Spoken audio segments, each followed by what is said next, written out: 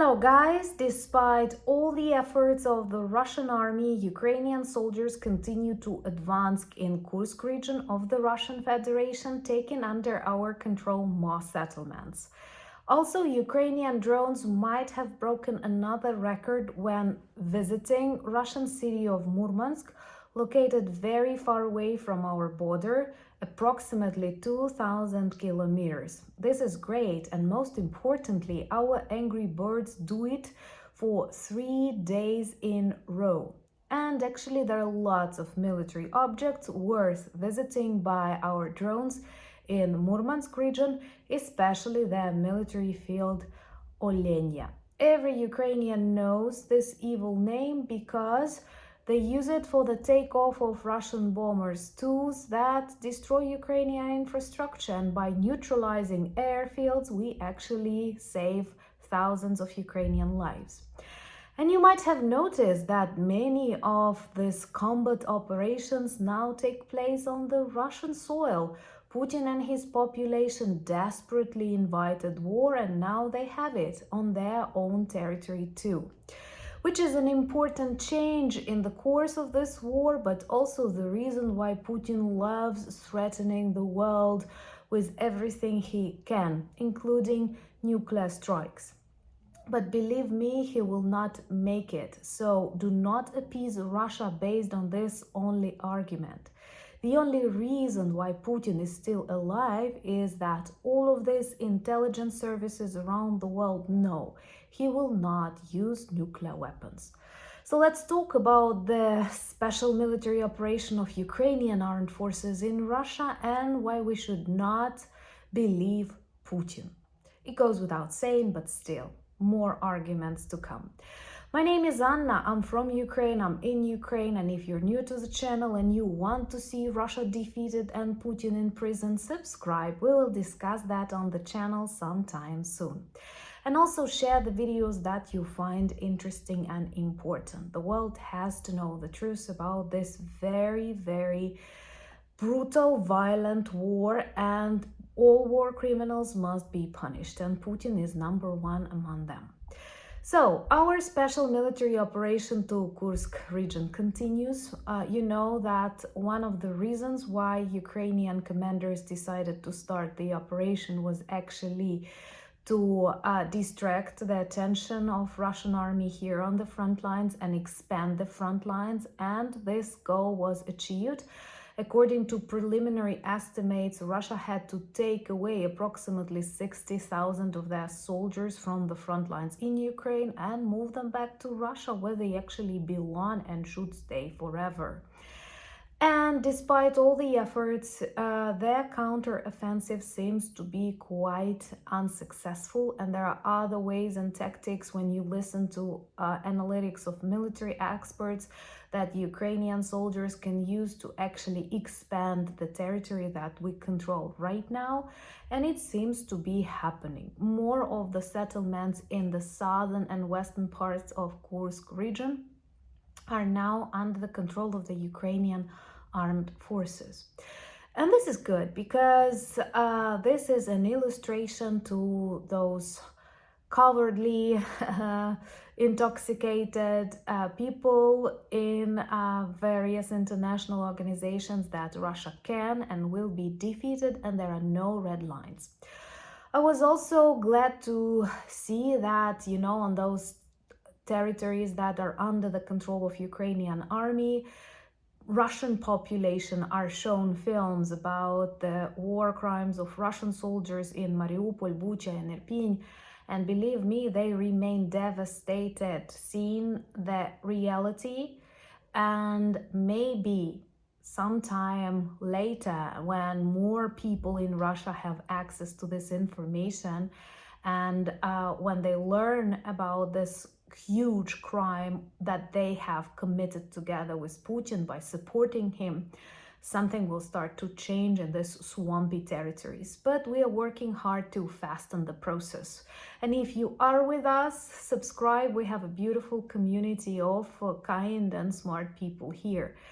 And also people who love to see Russian military objects on fire. 3 days in a row, Russian city of Murmansk, which is far away in the north of Russia, I'm sure not the best weather, but even in this bad weather, Ukrainian drones are capable of reaching it. Russian air defense does not mind, does not work, totally absent, perhaps only protecting the front lines in Ukraine and all of Putin's bunkers. And there are many, you know.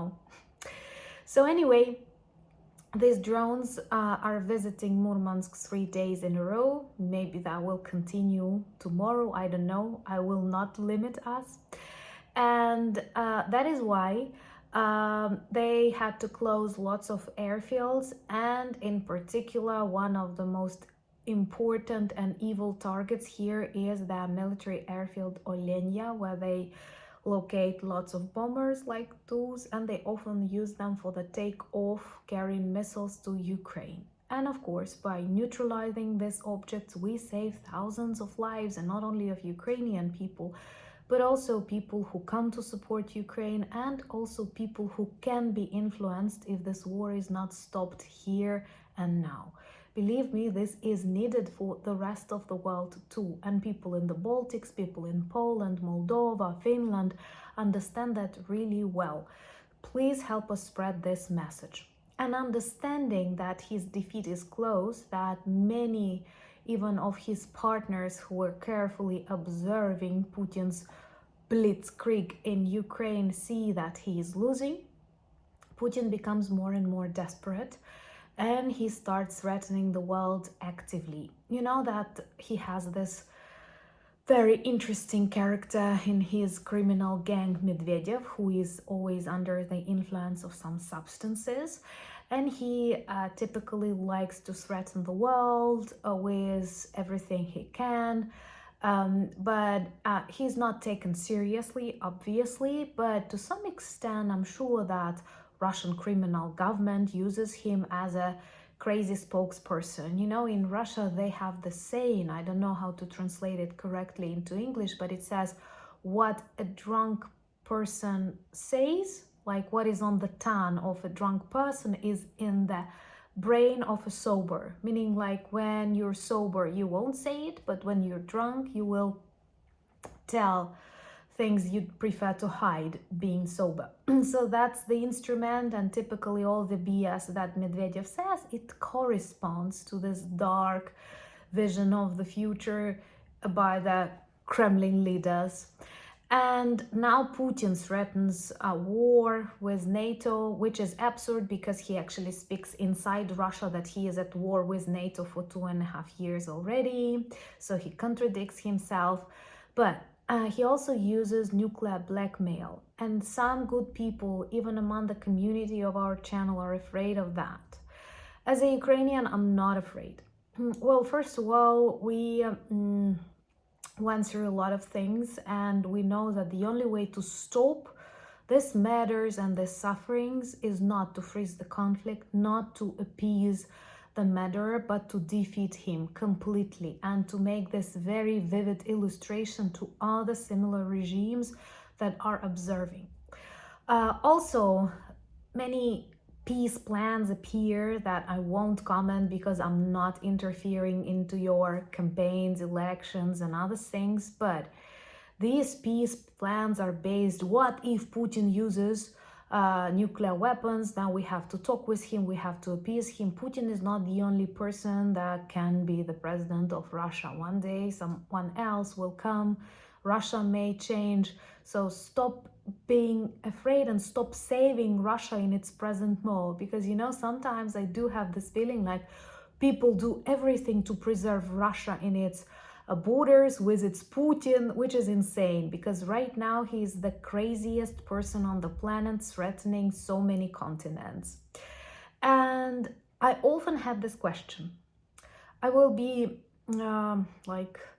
I will use some metaphors because YouTube is very sensitive, but I often had this question: why on earth, knowing all Putin's crimes, knowing how much harm he's ready to commit in the future, all of these intelligence services, all of these people that infiltrate, different governments, like they are, we watch films about James Bond. So why Putin is still alive when it would have been so much easier to, like neutralize him, to send him to Mars or outside our galaxy? Musk would not agree, but someone else could. And one of the answers that I have encountered in lots of conversations by military experts, they say because these intelligence services, presidents of important big countries know he will not use nuclear weapons.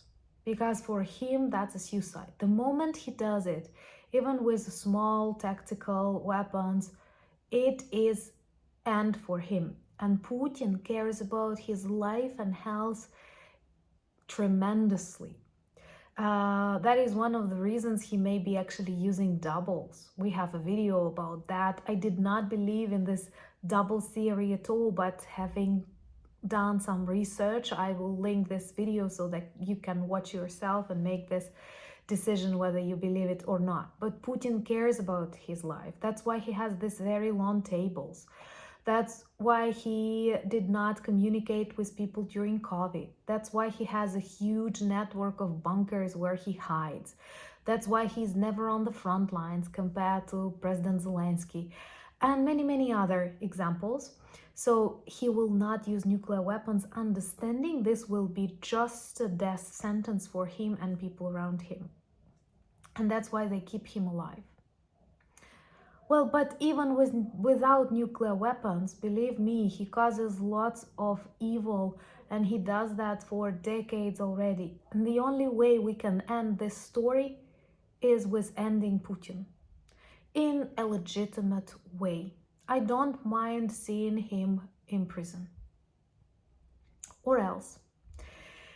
So please, never choose fear as your strategy of dealing with bullies. Those of you who had experienced similar things at work, at school, you clearly know that the only way to stop it is not to escape, not to appease, not to give money, apples, coins, I don't know, cigarettes to these bullies, but to stand against them. If you are afraid to do that alone, you have friends, you have family, you have colleagues, and that's what we all are, our community of the channel. Join us if you're new, subscribe, share the videos that you like, leaving comments below your ideas for the future vlogs, because I'm so honored I'm able to tell you more about my beautiful country, Ukraine, and I'm always glad to be your guide through the gloomy darkness of the former Russian Empire and the USSR. I've tasted that medicine, not long, but still I'm sure there are lots of things that I know and understand, and I'm always glad to explain them to you. So subscribe, join me on Instagram, X, Threads, and Discord, and we have a beautiful merch shop with lots of beautiful items that work well as reminders and conversation starters. And I love it when you share the stories, how people ask questions about your t-shirts and caps and what messages and images you are showing in totally different corners of the world. Thank you so much for that. And all the links that you need are in the description of this video. Thank you for buying me coffees, becoming my patrons and sponsors of the channel, inspiring more projects, giving me more confidence, and being just real friends.